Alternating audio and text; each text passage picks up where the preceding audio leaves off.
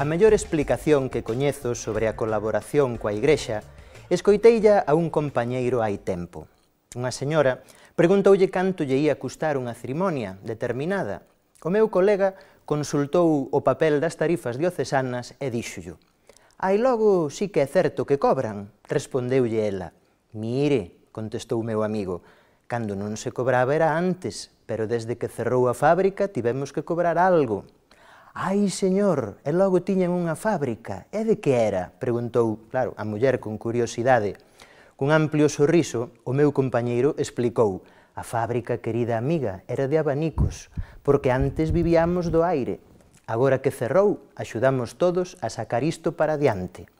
A señora riu moito coa resposta, porque, ademais, o meu amigo explicarallo con gracia. Ela entendeu perfectamente e colaborou gustosa. Sabemos que a misión da Igrexa é espiritual, pero hasta que cheguen os tempos de falar por telepatía ou de construir ermitas por ordenador, vemos que as cousas custan.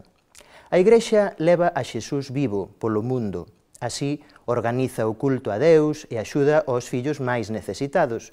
Estes son os dous gastos propios dela. As restauracións son caras, a catequese e as ceremonias usan luz, auga ou fotocopias, limosnas para as misións e para os estómagos do país que pasan fame, os sacerdotes que tamén comemos para dedicarnos aos demais. Hai paisanos que sudan para ter nas festas da vila pólvora e orquesta. Os cristiáns sostemos as nosas parroquias rezando, aportando e colaborando, porque a familia da fe tamén é cousa de todos.